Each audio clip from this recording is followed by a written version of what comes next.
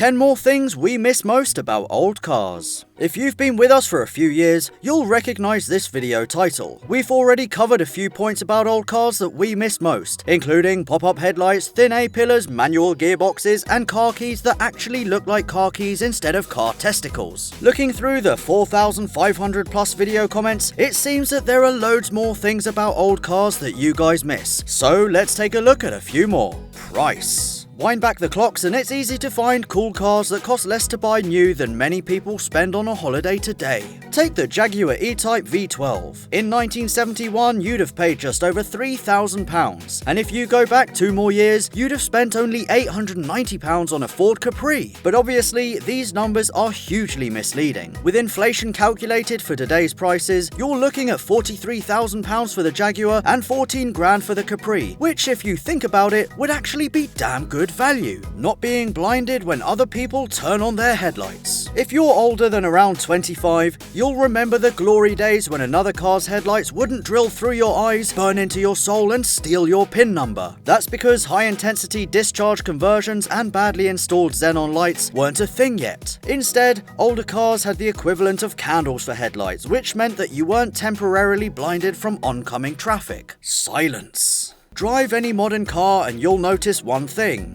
It does not shut up. If the door is open because you just got in it, it'll bong at you. If you get close to the car in front, you'll get beeps. And if there's traffic ahead, your car will probably tell you that there is traffic ahead. Because old cars don't have parking sensors or sat-navs, they just leave you alone, which makes drivers concentrate and look out more carefully for hazards. Which brings me nicely onto my next point, being a better driver. If you've ever driven a modern car with the options list ticked hard, you, like me, will have noticed how lazy a driver you suddenly became. Picture the scene. You're on the motorway and you hit cruise control, which, because you spent the money, is radar guided, meaning that you can spend an entire motorway journey without ever touching the brake or accelerator. While changing lane, your blind spot monitor will also warn you of another car without having to move your neck around, both of which are things that make you lazy and inattentive. With old cars, the lack of driver aids keeps you sharp and alert at all times, reducing the temptation to swipe right on Tinder, send gentleman sausage pics to people, or simply daydream about Game of Thrones.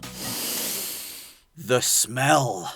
Have you ever opened up the door of an old, nice car? The smell that hits you is one of leather, wood, and quality. The older the car, the more mature the smell. And if you're anything like me, this is far superior to the new car smell. Wind wings. Okay, we're going way back here, but a lot of you guys in the comments said that you missed wind wings, which are hinged little windows at the front of car doors that would direct a cooling breeze onto your face while driving. These were mostly phased out in the 80s, however, because they were more expensive to manufacture, were easy to break into, and because many people said that they blew too much air into the cabin. Manual soft tops. Manual soft tops in old cars are great. They're light, can be put up and down as quickly as your strength will allow, and won't ever need a replacement motor. The same cannot be said about most modern convertibles, where you have to wait for a complicated system to spring to life, and where you usually have to be either stationary or moving very slowly for it to actually work. Of course, cars like the ND MX-5 Miata and Fiat 124 Spider have stuck with the manual top, but that's pretty much where the list starts and ends. Chrome bumpers. Because of pedestrian safety and crash regulations, chrome bumpers on cars are so rare these days that it's easy to forget that they ever existed. Which is a shame, because unlike many plastic bumpers today, you won't see pieces of chrome bumpers strewn across every motorway or crossroad where light impacts have disintegrated them.